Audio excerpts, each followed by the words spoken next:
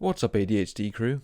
If you're looking for some help and some advice, somebody to keep you accountable, get coaching with me by visiting my website, which is linked below. It's adhd-management.com/coaching. It's been said that ADHD is often misdiagnosed for anxiety and depression, but the truth is that those things are often symptoms of ADHD. Many people go misdiagnosed, and this is a big problem within the psychiatric evaluation system. In this video, I'm going to talk about my history growing up with depression and something called dysthymia. In recent years, dysthymia, otherwise known as dysthymic disorder, has been renamed to persistent depressive disorder. And this condition is a very mild but very chronic depression, and it can last for years at a time. So I didn't realize when I was growing up that I was suffering from inattentive ADHD, and the comorbid dysthymia and social anxiety that came with it was actually one of the worst parts about it. I don't have this anymore, but it was definitely a thing that I went through in my adolescence and early 20s. Dysthymia can be on and off. It can last for many years at a time, but it typically lasts for at least 6 months to a year, longer than with major depressive disorder, otherwise known as clinical depression. When I look back to how I felt, I was very isolated, and I would isolate myself purposefully but unknowingly. I mean, when I was in school, I just always felt like I had this cloud above my head, just an emptiness that couldn't be filled. A term that I've come across recently is Anhedonia, and this is kind of like apathy. It's a lack of interest in almost everything and an inability to feel pleasure.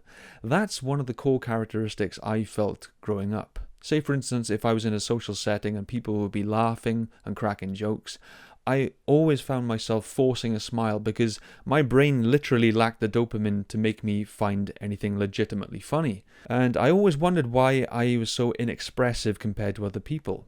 And now I realize is that there's that lack of dopamine that my brain was producing. So this is why it's related to depression, because you just don't have the right chemical balance. I just found myself feeling very detached most of the time, feeling standoffish and unreadable by others.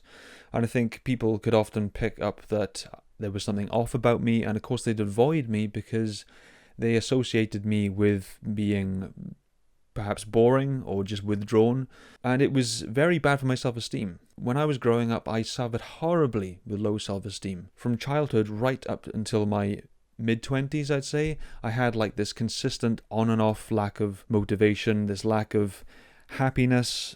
I spent the majority of my teens just hiding away from life by playing video games and surfing the internet for hours and hours at a time, and I had the personality of a cardboard box, honestly, because I just felt no kind of drive or ambition. I was just completely flat.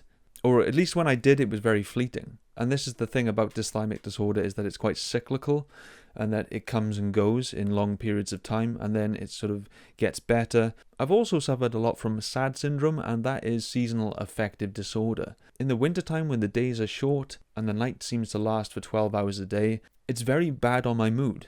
So these days I have to make sure in the winter that I'm taking vitamin D supplements in order to help my brain function at its best, and I have to make doubly sure that I'm looking after myself through exercise and good nutrition.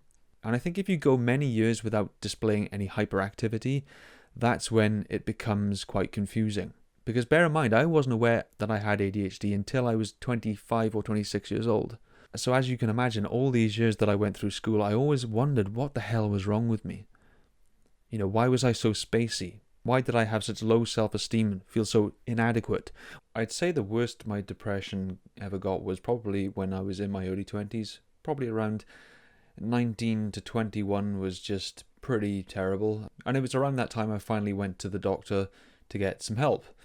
So I ended up being prescribed Citalopram, which is an anti-depressant SSRI. It did work, and it made me feel like less intense in my emotions. But I had the opposite issue. It was kind of like I just lost all my creativity. I lost all my passion.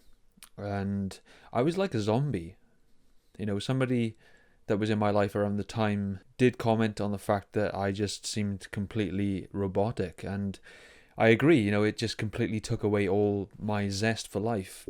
So this is why I'm not really into SSRIs. I don't like them. I don't like the emotional blunting effect it has, but that's just me. That's just the way it's been for me.